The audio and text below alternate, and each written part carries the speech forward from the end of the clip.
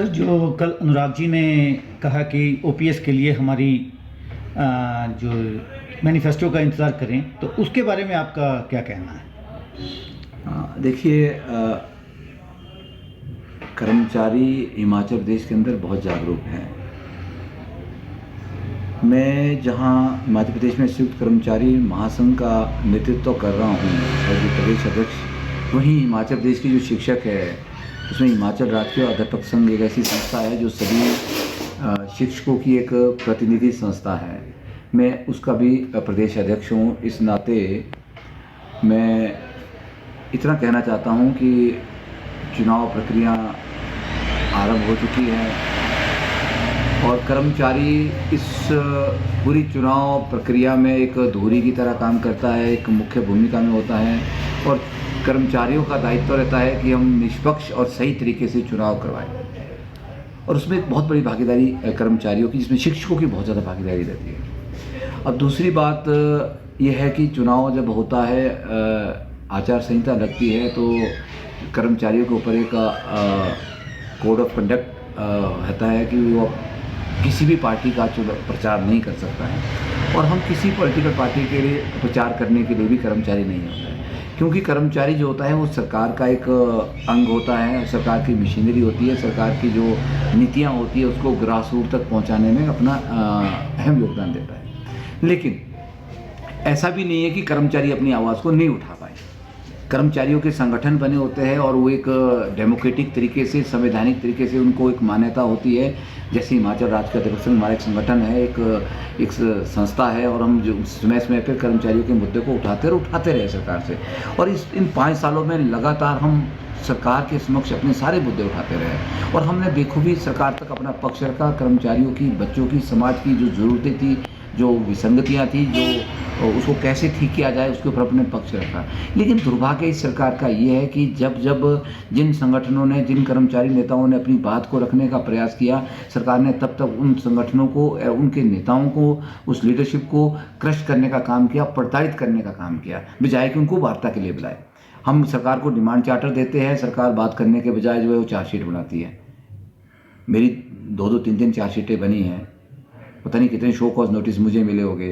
फिर जब कुछ नहीं हुआ तो सरकार ने मुझे चांजू भेज दिया। मैं चांजू में अपनी सेवाएं दे रहा हूँ, उसमें कोई दिक्कत नहीं है। हमारा काम है कि हम जहाँ सरकार भेजेगी वहाँ आप काम करेंगे, लेकिन कर्मचारियों के मुद्दे हम समय समय पे उठाते रहेंगे। अब हम ये उम्मीद करते हैं कि जो अगली सरकार आने वाली है, वो सरकार आएगी, वो सरकार कम से कम कर्मचारियों के लिए संवेदनशील हो, क्योंकि जो ये सरकार थी ये कर्मचारियों के प्रति संवेदनशील नहीं रही है।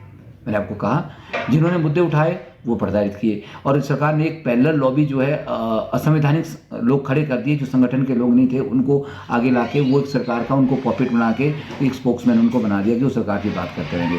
उसका नुकसान ये हुआ कि जो हमारे हिमाचल के कर्मचारियों के 6ठा वेतन आयोग था, वो कर्मचारियों को नहीं मिला। 5 वेतन आयोग जो है, पांचवा वेतन आयोग अब तक कर्मचारियों को पंजाब के एतबार मिला और वो सेंटर से भी ज़्यादा था। और 6ठा वेतन आयोग था, तो हम मांग कर रहे थे, 2018 से मैं लगातार मांग कर रहा था कि हमें पंजाब के ऊपर आज निर्भर रहने की जरूरत नहीं है। पंजाब की स्थिति वो नहीं है जो पहले थी, द्वितीय स्थिति, तो हमें सेंटर का स्केल दे दिया जाए। और 2018 से अगर सरकार ने केंद्र सरकार का सेंट्रल गवर्नमेंट का स्केल हमें दिया होता तो सरकार की लायबिलिटी नहीं बढ़ती। जो आज एरियर के लिए सरकार रो रही है, नहीं दे पा रही है, या पैसा नहीं है, पैसा का रोना रोआ है, ये लायबिलिटी कर्मचारियों के एरियर की इसलिए बढ़ी कि सरकार ने समय पे हमारा पे कमीशन लागू नहीं किया। देखिए, आज इन सब बातों को बोलने की कोई फायदा नहीं है, पर लेकिन कर्मचारियों को इस बात का एहसास है। उसके बाद क्या हुआ कि सरकार ने पंजाब का वेट किया, 2021 में पंजाब ने पे कमीशन लागू किया, 1 साल बाद फिर हिमाचल ने लागू कर दिया 22 में। अब वो पे कमीशन जो पंजाब ने दिया वो सेंटर से कम है, जबकि पंजाब ज़्यादा, अब हिमाचल ने उससे भी कम दे दिया। जबकि हमारा 72 से लेकर एक एग्रीमेंट था, एक मसौदा है कि पंजाब के एट पर हम बेसिक पे स्केल देंगे, वो नहीं दिया गया। उसमें कर्मचारियों को बहुत ठगा गया और पहली बार ऐसा हुआ है कि सरकार जो है इलेक्शन में जाने से पहले जो है डीए नहीं दे पाई। 3 + 4 7% डीए कर्मचारियों का आज भी ड्यू है, एरियर कर्मचारियों का ड्यू है, 4-9-14 कर्मचारियों का खत्म हो चुका है। तो बहुत सारे मुद्दे हैं जो कर्मचारियों के नहीं है। और सबसे ज्वलन मुद्दा जो आप अभी बात कर रहे थे वो है ओपीएस को लेके। ओपीएस को लेके तरह तरह के बयान आ रहे हैं और बयान आते भी रहेंगे, स्वाभाविक है। लेकिन कर्मचारियों की बहुत बड़ी मांग है कि आप हर जगह उसको देख रहे हैं, जहाँ भी मीडिया वाले, आपने मेरे से पूछा, आपने मुझे पकड़ा कि आप बताओगे, आप कर्मचारी नेता है, कि आपका क्या स्टैंड है। अब ऐसा तो नहीं हो सकता कि हम बोले कि नहीं जी हमारे पर तो आचार संहिता है, हम तो कुछ बोलेंगे ही नहीं। तो देखिए, हम ये हो सकता है कि हम सरकार के लिए प्रचार नहीं करें, किसी पॉलिटिकल पार्टी के लिए, वो एक आचार संहिता के दायरे में आता है, लेकिन अपना पक्ष रखना, कर्मचारियों का पक्ष रखना, उसमें तो एक संवैधानिक तरीके से हमें एक आज़ादी है। उसके दायरे में मैं इतना ज़रूर कह सकता हूँ कि बहुत अच्छी बात है, हम स्वागत करते हैं जो भी पार्टी आगे आती है। और मैनिफेस्टो दोनों पार्टीज़ का आने वाला, एक का 4 को आना है, एक का 5 को आना है, किसके मैनिफेस्टो में कर्मचारियों के क्या मुद्दे हैं, और मुद्दे आते भी है और शायद वो हल भी नहीं होते जो मैनिफेस्टो में होता है। ऐसा हुआ है, पहले भी हमने देखा है, ये भी एक विडंबना है।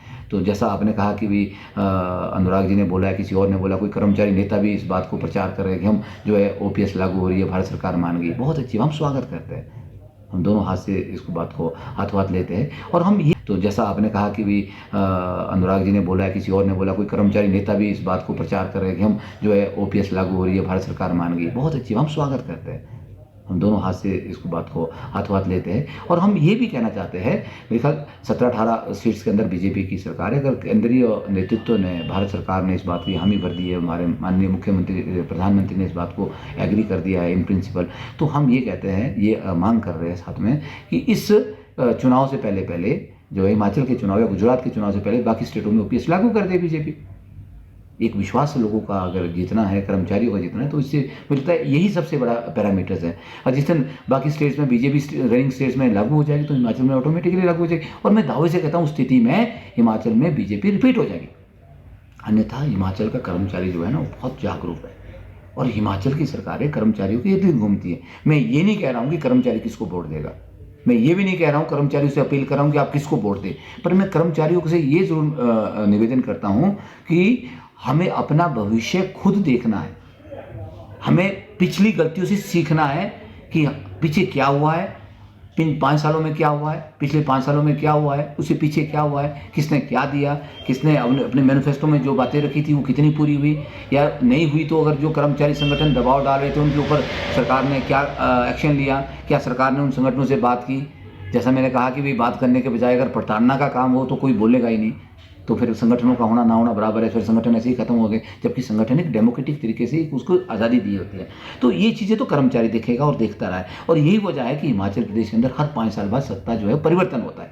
उसका कारण ये है कि हिमाचल के कर्मचारी बहुत एक बड़ा अहम, क्योंकि संख्या में ज़्यादा है, उनके परिवार है, इन्फ्लुएंसिव है, 80,000 तो टीचरों की स्ट्रेंथ है, और डिपार्टमेंट्स को मिला है तो 2.5 लाख 3 लाख बन जाते हैं। आउटसोर्स के कर्मचारी है, जिनके साथ सरकार ने 5 साल तक एक बहुत बड़ा गेम खेला।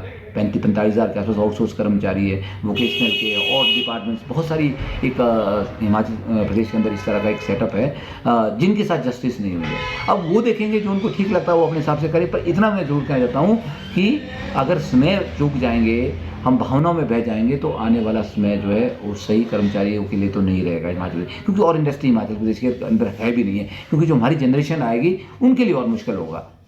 तो ये मुझे कहना था। बाकी ठीक है, हम सबका स्वागत करते हैं, देखने वाली बात है, 2 दिन में पता चल जाए कुछ दिनों में कि भी किसके मैनिफेस्टो में क्या बात आती है। और हमारे तो अनगिनत मुद्दे हैं, पे कमीशन को लेके, पे एनोमली को लेके कर्मचारियों के, उसको कौन एड्रेस करेगा, नहीं करेगा तो अगली सरकार से भी हम उससे बात करेंगे कि उसको एड्रेस करेगा।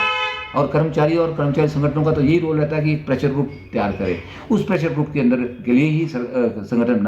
हमसे जुड़े रहने के लिए हमारे YouTube चैनल को सब्सक्राइब करें और नई वीडियो की नोटिफिकेशन के लिए बेल आइकॉन को दबाएं। अगर आप ये वीडियो Facebook पर देख रहे हैं तो लाइक जरूर करें और ज्यादा से ज्यादा शेयर करें। इसी तरह के और भी अपडेट्स के लिए फॉलो करें हमारा Instagram पेज himachal.kesri।